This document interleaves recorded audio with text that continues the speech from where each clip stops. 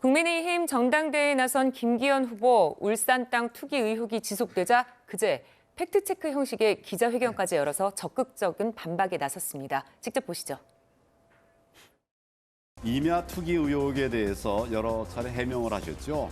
거짓이 있으면 후보 사퇴 약속하시겠습니까? 만약에 불법이 개입됐다든지 이렇게 된다면 제가 정치 생명을 걸 테니까 그 대신 우리 황교안 후보님께서도 그것이 가짜뉴스인 것이 확인되면 정치 생명을 거시고 예, 약속하신 하시겠다고 것에 선언하세요. 거짓이 있으면 그런 정도의 판단 능력을 갖고 있으니까 3년 전 총선에서 우리가 참패를 했죠. 아니, 비방하지 말고 팩트에 대해서 저는 말씀을 하세요. 팩트잖아요. 제가 예, 말씀드린 비방하시지 거. 마세요. 그리고 명확하게 팩트대로 말씀드리는데요. 얘기하세요. 아니,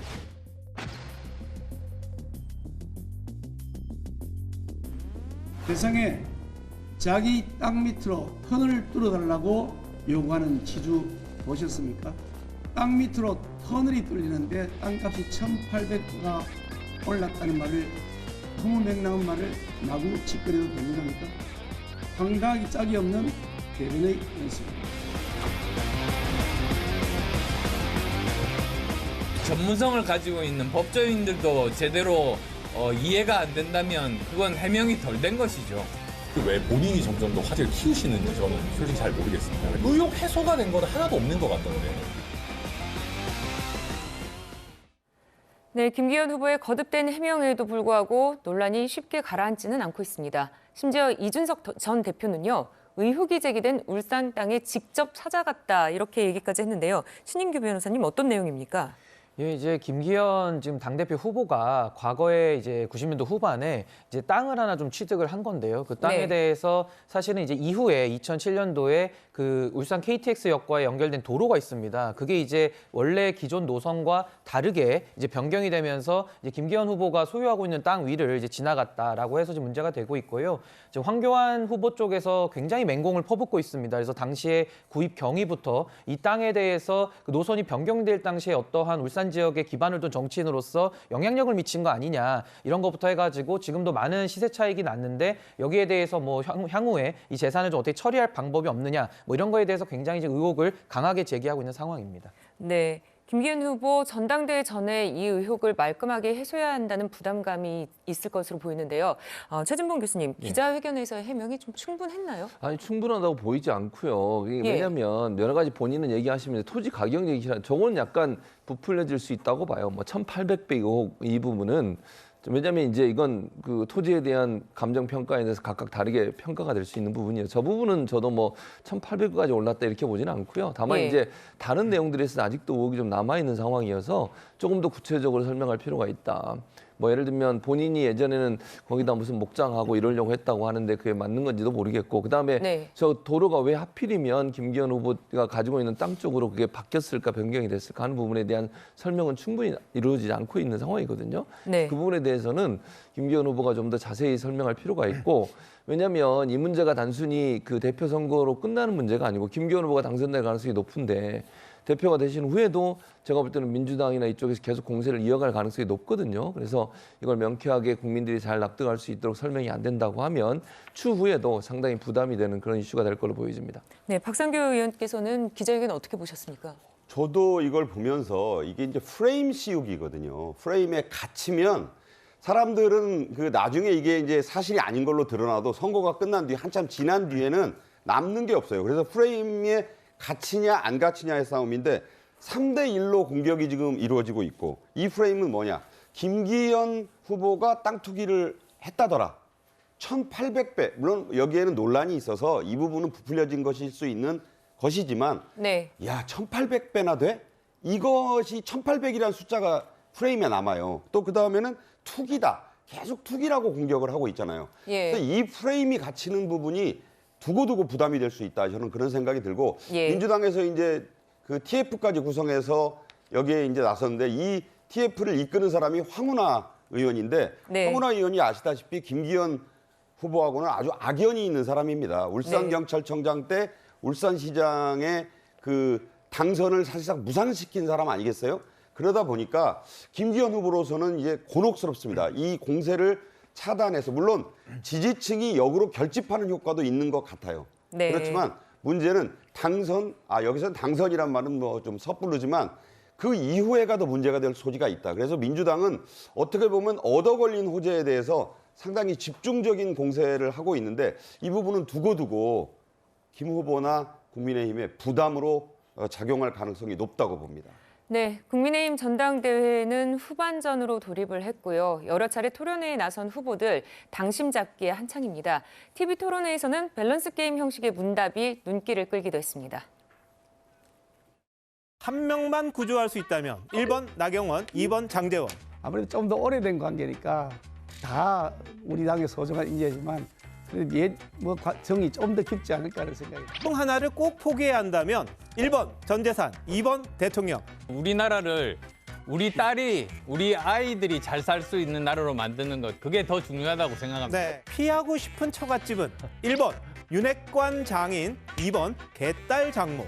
윤핵관 장인분도 조금 무서울 것 같기는 합니다. 아무리 그래도 개딸 장모님보다는 훨씬 더 말이 잘 통할 것 같습니다. 정치 투쟁이 불가피할 때는 어떻게 할 거냐? 1번 삭발, 2번 단식. 끝나고 나서 아주 굉장히 멋있어 보였던 것이 바로 삭발입니다. 네, 최근 여론조사에 따르면 김기현 후보가 44%로 오차 범위를 훨씬 앞서서 선두를 차지했습니다. 보면요, 김기현 후보 44%고요. 안철수 후보가 뒤를 이어서 22.6%입니다. 아직 그래도 뭐 예단할 수 없는 그런 결과 아닐까요, 이현정 의원님? 그렇죠. 그러니까 1차 투표에서 과연 과반이 나올 것인가, 예. 그다음에 이제 그 결선 투표를 갈 것인지, 뭐 이런 것들이 이제 쟁점이 있는데, 하나 이제 의미 있는 현상은 지금 이 KTX 뭐 땅 관련해서 여러 가지 논란이 있었지만 이것이 네. 지지율에 큰 어떤 의미는 가지는 것이 아니다라고 보는 것인데요. 예. 왜냐하면 지금 뭐 1,800배 이야기하는데 이게 민주당이 주장한 것인데, 이 그 토지라는 게 이제 개별 공시지가가 있고 표준 공시지가가 있지 않습니까? 네. 근데 그 당시에 1,800배 이야기는 그 도로 옆에 아파트 단지가 있는 그쪽을 기준으로 해서 한 거거든요. 그러니까 김기현 후보의 어떤 그 땅에 대한 개별 공시지가는 굉장히 낮습니다. 자, 그리고 또 하나는 이게 지금 뭐 의혹이 있다 그러는데, 그러면 저희들 기자들 같은 경우에 어떤 의혹을 주장할 때 막연히 제가 가지는 의혹이 아니라 누군가가 그걸 주장한다든지, 예전에 아마 기억나실 겁니다. 이 오세훈 시장 할 때 생태탕 문제라든지 페라가모 그렇죠. 문제라든지 네. 뭐 결론은 어떻게 났습니까? 근데 그 생태탕 문제도 보면 그 식당 주인이 그렇게 주장을 한 적이 있거든요. 그래서 네. 그게 의문이 퍼진 것인데, 그러면 이번 같은 경우도 그러면 그 땅에 대해서 노선을 바꿨다는 누군가 주장하는 사람이 있어야 될 거 아닙니까? 네. 누군가 그걸 증언해야 될 거 아니겠습니까? 그냥 다들 그냥 그런 의혹이 있다고만 던지지 누가 했는지는 이야기를 하지 않습니다. 그러니까 그게 과연 의혹으로 어떤 성립이 될까요? 저는 네. 그런 면에서 지금 가지고 있는 이 국민의힘의 내부적인 이 토론 논쟁 자체가 이거 아마 경선 끝나고 나면 또 없었던 걸로 될 겁니다. 근데 문제는 그 후유증은 굉장히 많이 남을 것이다라는 생각이 들어요. 네. 당대표 후보들은 내년 4월 총선 공천권 관련해서도 공방을 벌이고 있습니다. 직접 들어보시죠.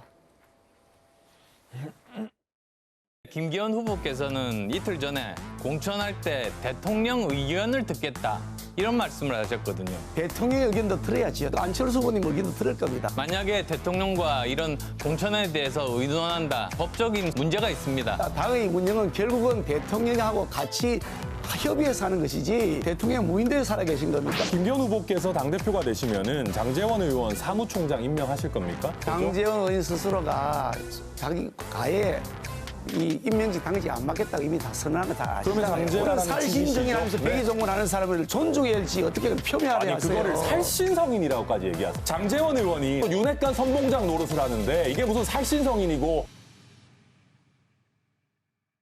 네, 신규 변호사님, 이 공천권 관련한 후보들의 토론 어떤 생각을 가지고 보셨습니까? 네, 사실 이제 이번에 선출되는 당대표가 이제 총선에서 공천권을 행사하기 때문에 상당히 예민하게 뭐 공방이 있을 수밖에 없는데요. 예. 저는 먼저 이런 당정 분리라는 개념과 당무 개입을 금지한다라는 것 좀 다르거든요. 근데 이 두 가지 용어를 혼동해 쓰는 것은 조금 구별이 필요할 것 같고요.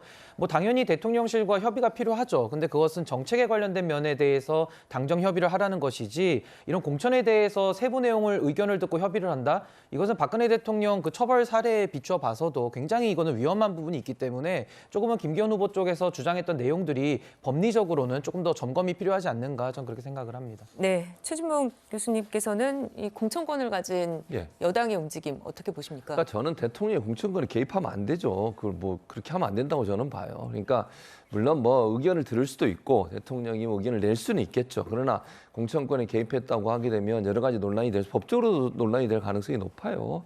그리고요, 물론 국민의힘과 대통령실이 뭐 정책적 부분에서 함께하는 부분도 분명히 있을 겁니다. 왜냐하면 여당이기 때문에 정부 여당이 책임을 지고서 국정 운영에 가는 거잖아요. 다만 대통령실이 잘못한 부분이 있으면 국민의힘에서도 얘기할 수 있는 그런 관계가 돼야 돼요. 그래야 스스로 정화할 수 있는 기회를 갖는 거 아니겠습니까? 네. 혼연일체가 돼가지고 대통령실은 원하는 대로 당이 움직여지는 그런 구조로 가면 국민의힘은 오래 못 갑니다. 그러면. 그래서 국민의힘과 대통령실은 건전한 그리고 비판적이면서도 협력 관계가 함께 이루어져야 돼요. 그게 이루어지지 않게 되면 상당히 어려운 상황이 될 수도 있다. 그래서 그런 부분들을 좀 잘 정리했으면 좋겠다는 생각입니다. 네, 박상규 의원님. 막판 변수로는 김기현, 황교안 후보나 아니면 안철수, 천하람 후보 간 연대 이런 얘기도 나오고 있습니다. 가능성이 있을까요? 충분히 가능성이 있죠. 이제 지금은 1차전이잖아요. 예. 결선 투표에 모든 관심이 쏠릴 텐데 지금 돌아가는 걸 보면 황교안 후보와 김기현 후보의 연대는 빨간불이 좀 들어와 있는 거잖아요. 저렇게 맹공을 하고 거의 물어뜯다시피 하고 있는데 과연 아무 일도 없었다는 듯이 화학적 결합이 가능하겠는가라는 회의론은 커지고 있고 네. 천하람 후보는 본인의 영향력과 인지도를 최대한 끌어올리기는 하는데 결국 만약 본인이 결선 투표에 진출하지 않았을 경우에 선택지를 놓고 고민을 할 때는 당연히 적의 적은 우군이 될 수 있다. 이런 지금 논리를 가질 수밖에 없고 그런 움직임이 실제로 여러 곳에서 포착이 되고 있습니다. 물론 정치라는 건 생물이기 때문에 좀 지켜봐야 되겠지만 이 합종 연횡이 마지막 변수인데 저 리얼미터 여론조사를 더해보면요. 예. 10에서 15% 부동층이 있어요. 그러니까 단순 합산으로도 아직 50% 넘는 사람은 안 나오는데 중요한 건 이게 국민의힘 전당대회 100% 책임 당원들만의 잔치거든요. 네. 그러니까 KTX 투기 의혹이니 뭐니 하는 것들도 결국은 당원들이 아까 그 대통령의 당시 뭐 공천 개입 논란도 그런 겁니다. 저게 일반 국민까지 다 하면 비판의 소지가 있는데 자, 이 전당대회에서 뽑을 대표가 차기 공천권을 대통령과 상의해야 되느냐 말아야 되느냐 책임 당원들에게 묻는 거잖아요. 어디로 공이 튈지는 아직 아무도 모른다고 봅니다. 네, 열흘 남짓 남은 여당 전당대회 앞으로 어떻게 될지 저희도 계속해서 보도해드리겠습니다. 다음 주제로 가겠습니다.